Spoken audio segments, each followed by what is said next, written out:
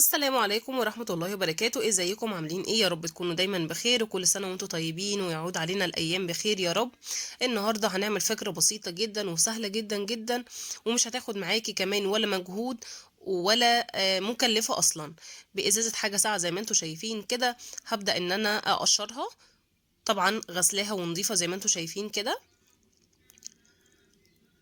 هبدأ بقى أركنها على جنب، وجبت قطعتين من الكرتون. دي مقاسها 15 في 15 مربعة. عايزاها مستطيلة مفيش مشكلة، ممكن تصغري الحجم عن كده اللي انت عايزاه. هبدأ ان انا الزقهم في بعض. انا عاملة قطعتين علشان تبقى بس السمك بتاعها سميك شوية. كمان لو الكرتون بتاعك اقل من كده او سمكه رفيع قوي خليهم 3. هثبتهم ببعض كده بشمع. كده ثبتهم. هبدأ بقى ان انا اجيب قطع صغيرة هقصها. يعني دي هنا كده 2 في 3، 2 سنتي في 3. وبرضو جايبة قطعتين مع بعض علشان برضو تبقى سميكة. وهبدأ ان انا ألزقهم بالشمع.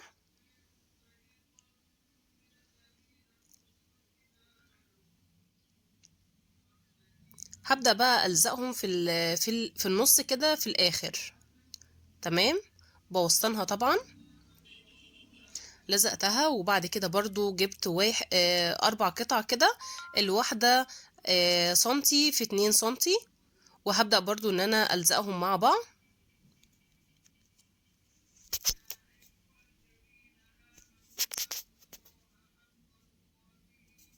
لزقتهم كده وسبتهم على جنب.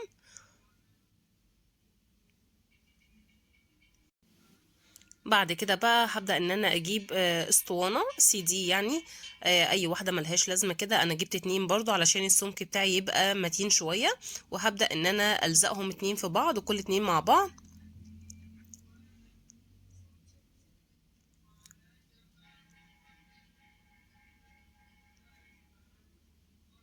ثبتهم كده. بعد كده بقى هبدأ ان انا اجيب اي رول اللي هو بتاع المناديل، اي رول فوق قديم كده. ده خامته تقيلة شوية متين شوية يعني. وهبدأ ان انا اثبتهم كده في الاسطوانة.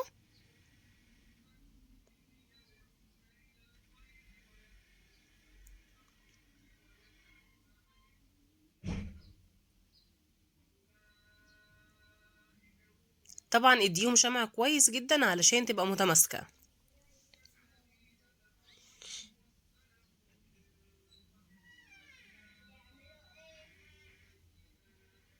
الفكرة بسيطة جدا وحلوة جدا و... وشكلها في النهاية خطير. هتعجبكم جدا جدا وجربوها هتبسط الأولاد كمان. وتدي بهجة كده في الشقة ما شاء الله عليها حكاية. أنا اتبسطت بيها جدا وأولادي اتبسطوا بيها جدا جدا. كمان عملت منها شكل تاني حلو قوي. بصوا كده. هبدأ ان انا بثبت الشكل قبل ما ألزق الشمع. تمام. وبعد كده هاجي مثبتاها ولزقاها بالشكل ده. كده ثبتهم الاتنين. هبدأ بقى ان انا اثبت الاسطوانة نفسها. يعني انا بثبت القطعتين الخشب الصغير الكرتون سوري بالشمع. وبعد كده هبدأ ان انا اثبت بقى الاسطوانة عليها.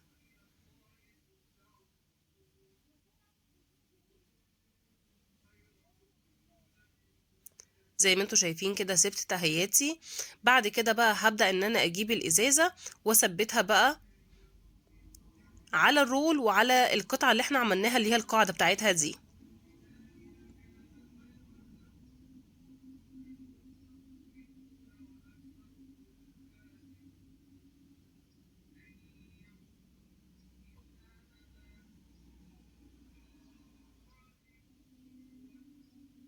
طبعا ثبتي كويس. لو عندك حاجة غير الشمع تقدري تثبتي بيها مفيش اي مشكلة.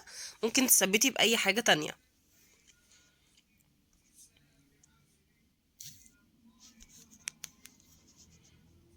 بعد كده ثبتها وتمام مفيش مشكلة. هبدأ بقى اجيب الفرشة بتاعتي.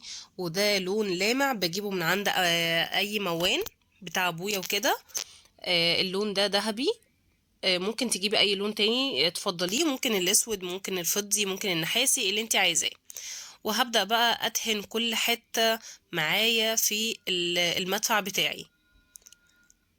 هدهنه كويس جدا وهياخد اللون الخطير الذهبي ده.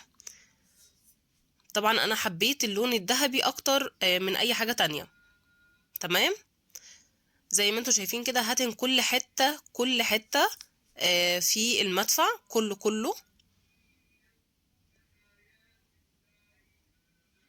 طبعا لو لقيتيه خفيف زي ما انتي شايفة كده سيبيه ينشف واديله كمان وش تاني. يعني الحتة اللي انتي تلاقيها خفيفة اديها لون تاني بعد ما تنشف. بصوا بعد ما نشفت معايا بالشكل التحفة ده. طبعا كان في اماكن فيها فتحة زي ما انا قلتلكوا وعملتها تاني، عدت عليها تاني، مفيش اي مشكلة. شايفين بقى الاطراف دي؟ هبدأ بقى ان انا اجيب اي فوم جليتر وهبدأ ان انا الزقه عليها داير ما يدور علشان بس الشكل النهائي بتاعها يبقى شكله حلو.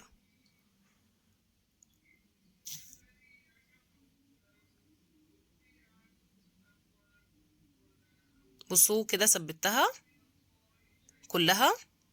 طبعا شفتوا ايه اللي حصل؟ انا ما مرضتش ان انا اقطع المقطع ده خالص من الفيديو. حبيت اعرفكم بس ان انا يعني انا كنت مستعجلة عليها، فعلشان كده ما كانتش ثابتة كويس جدا، بس ما فيش اي مشكلة. هبدأ ان انا احط شمع وارجعها تاني عادي جدا.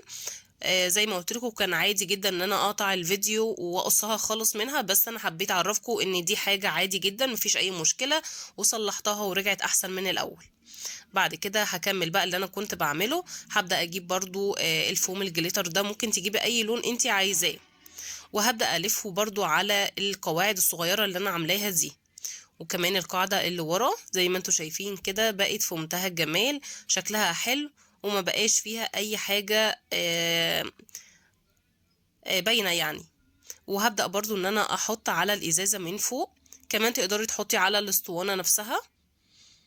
وبعد كده جبت كلمة رمضان ولزقتها زي ما انتوا شايفين كده. بصوا في منتهى الجمال، سهلة وبسيطة جدا.